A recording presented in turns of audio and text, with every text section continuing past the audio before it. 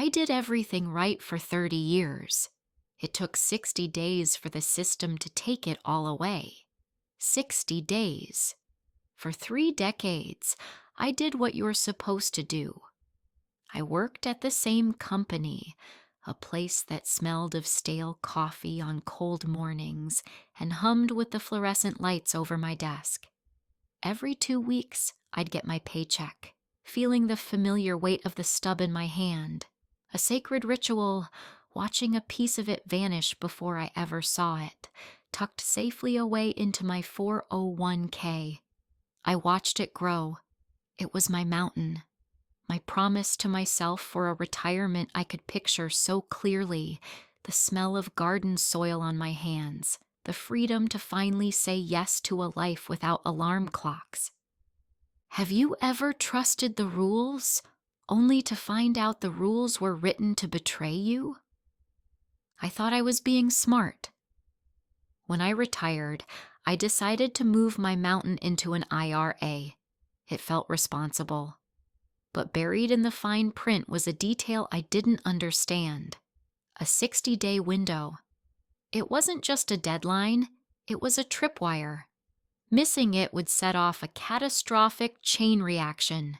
Tax penalties that felt like theft, a threatening letter from the IRS I couldn't yet imagine, and the terrifying prospect of losing the very roof over my head.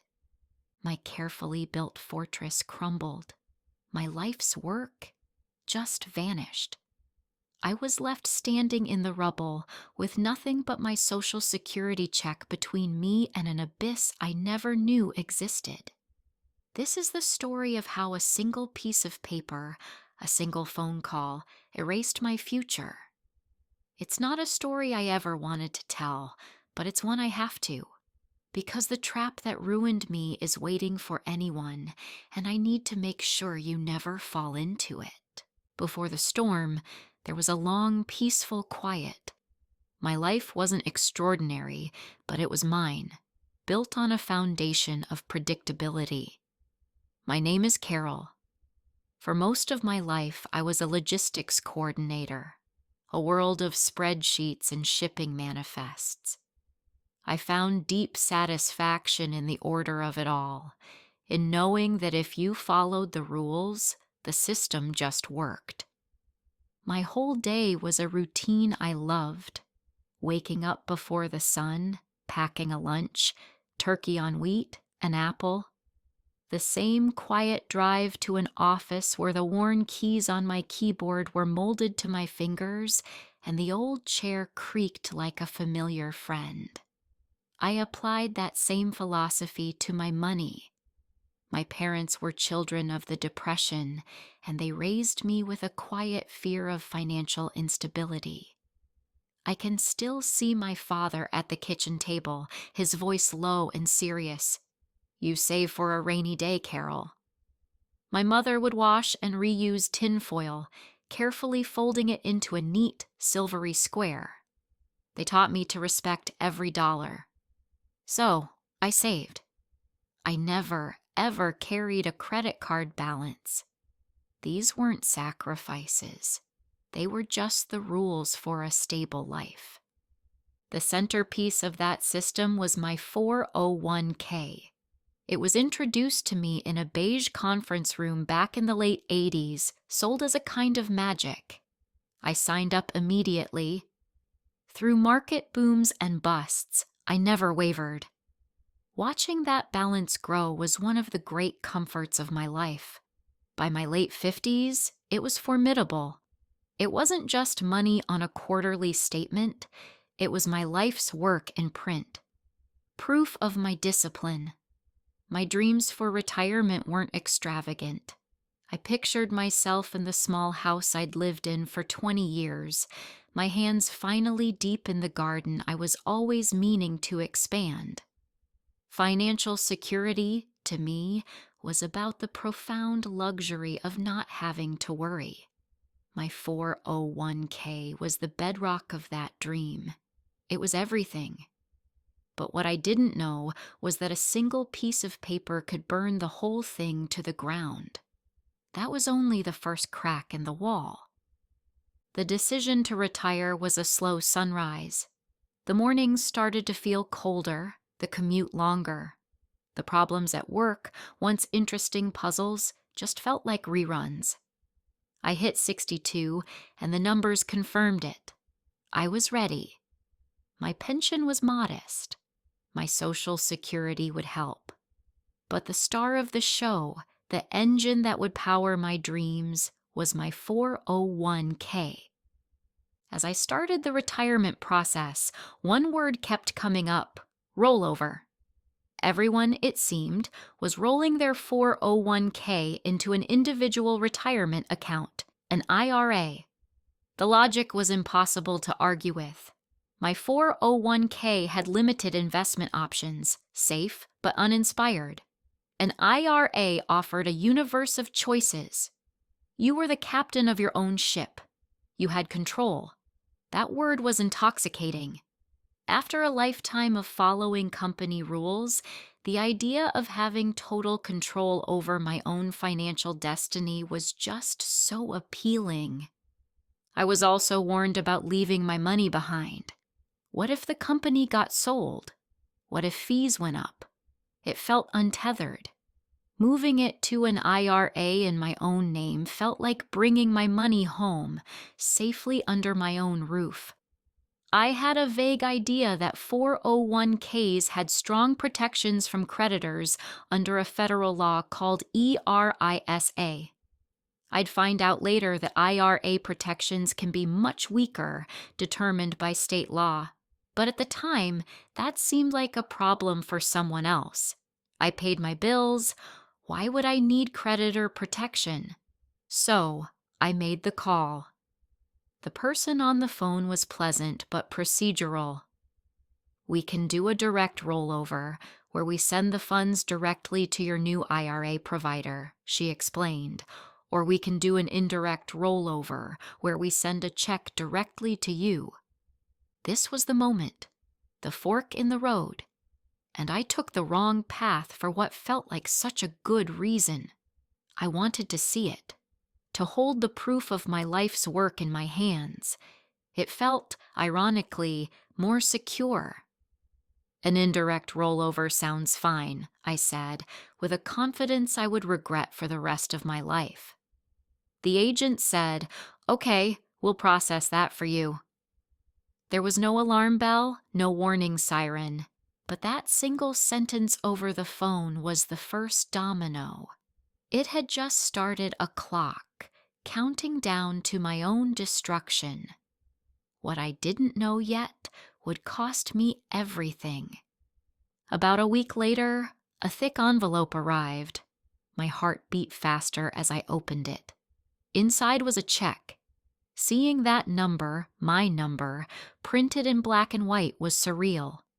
But as I looked closer, a knot of confusion formed in my stomach. The amount? It was wrong. It was thousands and thousands of dollars less than my total balance. My eyes scanned the pay stub. A line item read, "Federal tax withholding, 20%. They had held back a fifth of my life savings. Cold panic prickled at my neck. Clutching the check in a hand I could feel trembling, I paced my silent kitchen floor, the phone pressed hard against my ear as I dialed the administrator, my voice tight. "There's been a mistake. The check amount is wrong."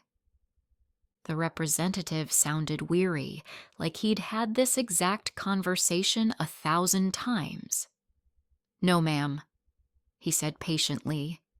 "When you request an indirect rollover, where the check is made payable to you, we are required by the IRS to withhold 20% for potential taxes." "But it's a rollover," I protested, my voice rising. "It isn't supposed to be taxed." There was a long silence. "That's correct, ma'am," he said. "And as long as you deposit the full amount of your original balance into the new IRA, you won't owe any taxes. You'll get that 20% back when you file your taxes, but to complete the rollover, the entire original amount must be deposited. The room felt like it was tilting. So you're telling me, I said slowly, trying to keep my voice from shaking, that even though you only sent me 80% of my money, I have to invent the other 20% out of thin air to deposit into the new account? Yes, ma'am. That's the rule. My blood ran cold. The 20% they'd kept was a huge sum. And then he delivered the final blow. And just remember, ma'am, he added, almost as an afterthought, you have 60 days from the date you receive the distribution to get the full amount deposited. If you miss that deadline, the entire amount is considered a taxable distribution. 60 days. The words echoed in my head. 60 days. A clock was ticking. A very loud, very menacing clock. Haven't we all trusted a system we didn't fully understand? This is the brutal trap of the indirect rollover. A direct rollover avoids all of this. But I didn't choose that. I chose the path that put a check in my hand and a time bomb in my life. And that was before I made my next mistake. One that would turn a crisis into a catastrophe. That 60-day clock was a tyrant. 60 days. 60 days. The phrase was a frantic drumbeat in my head. My search for the missing 20% was a humbling nightmare.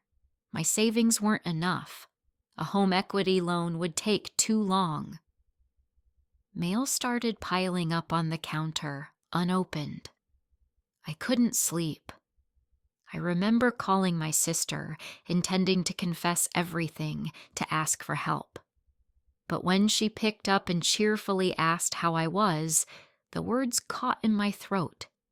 How could I, Carol the responsible one, admit I'd made such a colossal error? The shame was a physical weight, a hand over my mouth. I mumbled something about calling her back and hung up, my loneliness sharper than ever. In my desperation, I made my second critical mistake. I decided to try to make the money. My new IRA was funded with the 80% I'd received. Staring at the thousands of stocks on the screen was like being handed the keys to a fighter jet when all I knew was a station wagon. Feeling the pressure, I started watching financial news.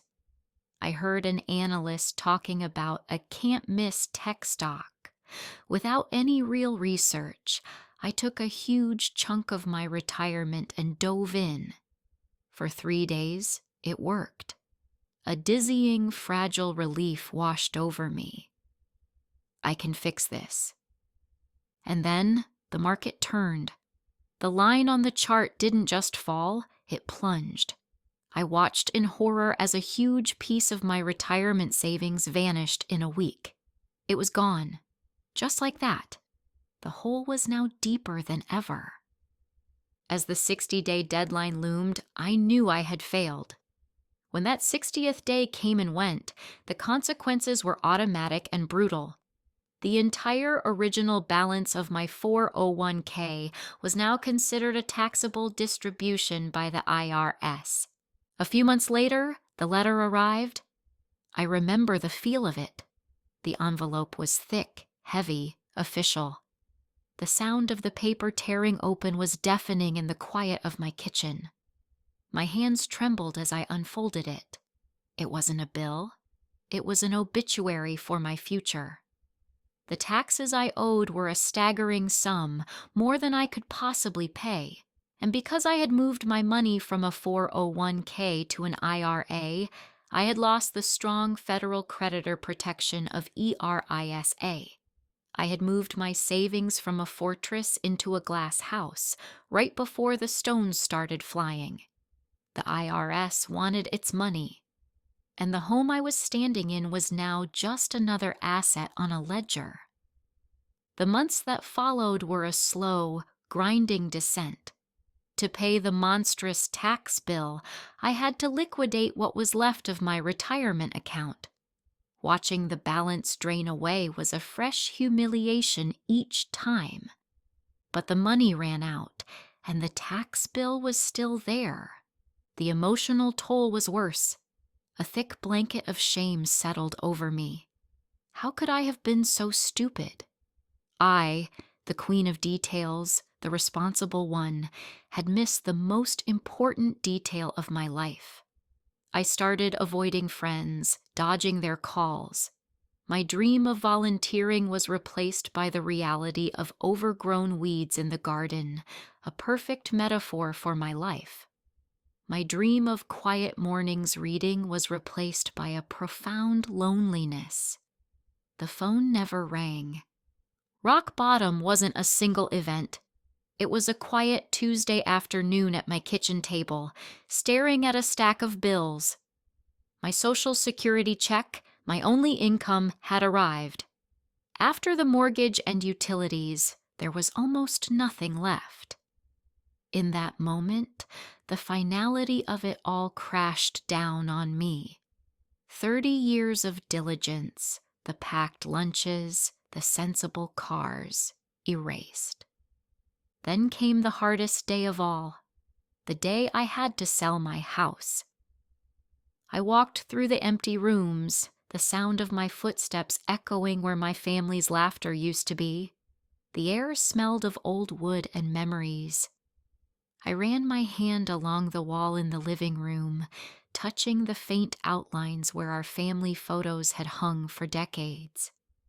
I folded the quilts my grandmother had made, the ones that had covered my own children's beds, packing them away into a box. Handing over the keys wasn't just a transaction. I was handing over my identity, my independence, my dignity. I closed the front door for the last time, the click of the lock a sound of absolute finality. I was 62 years old, and I was, for all intents and purposes, broke. All that was left was the quiet, terrifying thought: what do I do now? Rock bottom is a terrible place, but it has one advantage. There's nowhere to go but up. The shame was still there, a heavy companion, but it was slowly being crowded out by a grim determination. I moved into a small one-bedroom apartment, and at 63, I went back to work. I found a part-time job as a receptionist at a dental clinic. The pay is a fraction of what I used to make, but it's a paycheck. I walk to work now. I fold my laundry at the laundromat. I feed the stray cat that visits my window. There is a quiet dignity in these small routines, a small piece of order in a life that had become chaos. My life is not the one I planned. The worry about money is a constant low-grade hum. And yet, I am surviving. I'm telling you this not for sympathy, but as a warning whispered between friends. My ruin came from a single honest mistake. So please listen to what I paid for with my future. Lesson 1. Always, always choose the direct rollover. If you hear nothing else, hear this. Never let the check be made out to you. A direct trustee-to-trustee transfer moves the money from your old plan to your new one without it ever touching your hands. It bypasses the 20% withholding. It bypasses the treacherous 60-day deadline. It is the only safe way. Insist on it. Lesson 2. Understand that an IRA is not a 401k. The moment you move your money, you become the sole investment manager. If you are not a confident investor, you must get help from a qualified fiduciary financial advisor who is legally obligated to act in your best interest. Lesson 3. Know what protections you are giving up. A 401k is a financial fortress protected by a strong federal law called ERISA. An IRA is not. Its protections are determined by state law and are often much weaker. You could be moving your life savings from a vault into a glass box. Lesson 4. Follow up relentlessly. Don't assume anything. Call your old provider. Call your new provider. Confirm the funds were sent. Confirm they were received. Be your own advocate, fiercely. I lost my retirement because I didn't know what I didn't know. The system I had trusted punished me for a mistake anyone could make. It takes a lifetime to build a future, and only one mistake to erase it. If this story sounds painfully familiar, or if you fear it could be yours, please know you are not alone. And your story matters too. Sharing it might just save someone else from the same fate. Watch this next for another gripping tale of retirement gone wrong, plus the lesson you can't afford to miss.